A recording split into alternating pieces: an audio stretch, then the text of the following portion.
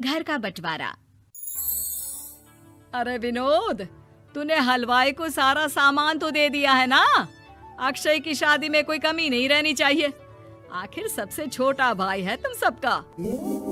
हाँ माँ, आप चिंता मत करो, मैं पूरा ध्यान रखूंगा। मंगल बेटा, तूने तो कहा था कि फूल का ऑर्डर दे दिया है, यहाँ तो फूल पहुँचे ही नहीं। अब क्या बहू की विदाई के बाद फूल आएंगे? माँ, मैंने अभी बात की है फूल वाले से, वो रास्ते में ही है। आप किशोर भैया से क्यों नहीं कहती कुछ करने को?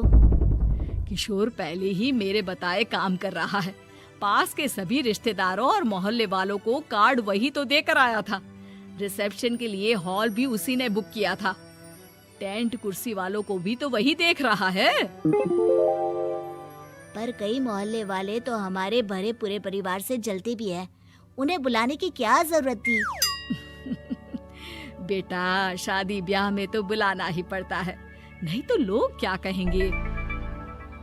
दादी दादी देखो ना, हलवाई अंकल हमें लड्डू नहीं दे रहे, आप इनको डांटो ना। अरे चैन सुख दे देना बच्चों को लड्डू, क्यों तंग कर रहा है इन्हें? बीबी जी, मैं कहाँ मना कर रहा हूँ, लेकिन लड्डू बनते ही ये बच्चे उठा उठा कर खा लेते हैं। अरे मैं तो इन्हें थाल में रख के परोस भी नहीं पा रहा।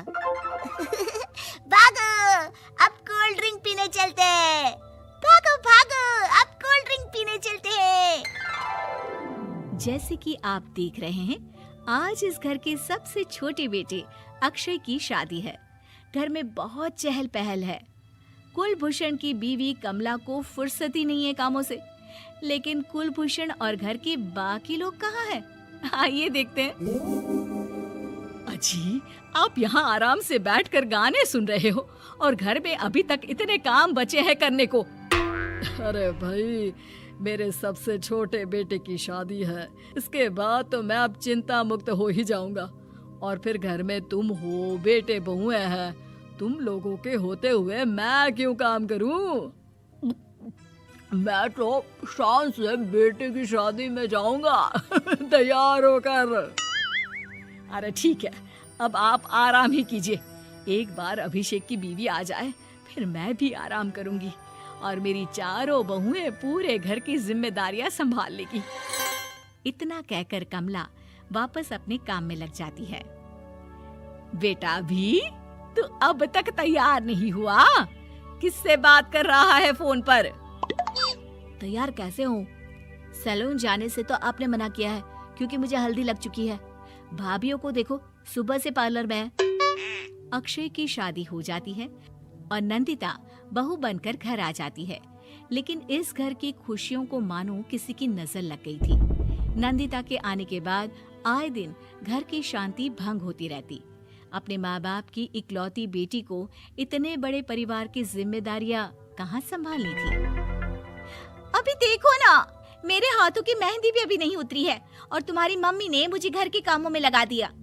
मैंने सोचा था कि घर की सबसे छोटी बहू होने के कारण मुझे सब पलकों पर बिठा के रखेंगे, पर यहाँ तो पलक झपकने की भी फुर्सत नहीं मिलती।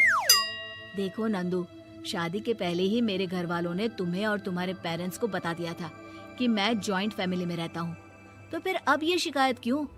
और फिर तुमसे पहले मेरी भाभी भी तो आई थी शादी करके, उन्होंने तो कभी कुछ नहीं कहा। नंदिता तब तो चुप हो जाती है, लेकिन ऐसा बहुत दिनों तक नहीं चलता। अरे नंदिता, माँ बाबूजी की दवाई का टाइम हो गया है, उन्हें दवाई दिलाओ और उसके बाद सबके लिए नाश्ता बना देना। पर भाभी, मैं तो अभी अपना फेवरेट सीरियल देख रही हूँ। प्लीज मेरी जगह आप कर लो ना ये काम। ठीक है, मैं तेरी जगह माँ बाबूजी को दवाई दे आती हूँ और नाश्ता बना लेती हूँ।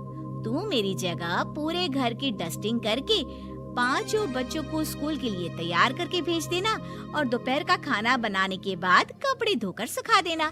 उसके बाद हम दोनों मिलकर बाजार जाकर सब्जी ले आएंगे, फिर डिनर की तैयारी कर लेंगे और उसके बाद बस भाभी, मैं माँ बाबूजी को दवाई देकर सबके लिए नाश्ता बना देती हूँ। हे भगवान, ये कहाँ लाकर फंसा दिया मुझे। मेरे घर में तो गिनती की 8 रोटियां और 2 सब्जी बनती थी और नाश्ता निपट जाता था, यहाँ तो रोटियों का ढेर और सब्जियां बड़े बड़े पतीलों में बनानी पड़ती है।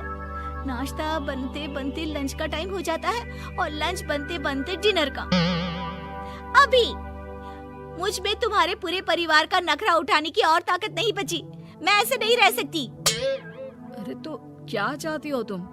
मुझे अलग रहना है बस। तो ठीक है, हम कल ही शिफ्ट हो जाएंगे किराए के घर में।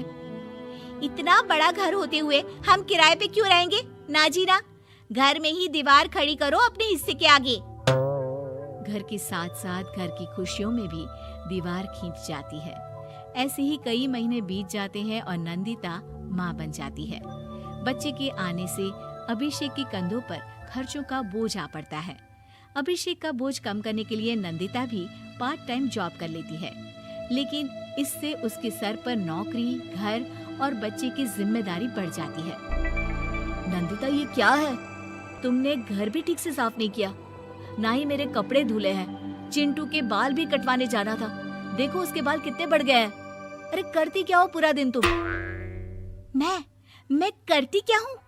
तुम्हारा नाश्ता और लंच बनाने के बाद चिंटू को डे केयर सेंटर पर छोड़ कर आती हूँ, फिर खुद ऑफिस जाती हूँ। पूरा दिन काम करके आने के बाद बिना आराम किए बाजार से सब्जियाँ लेकर आती हूँ, घर आकर खाना बनाती हूँ, चिंटू को देखती हूँ और क्या करूँ मैं?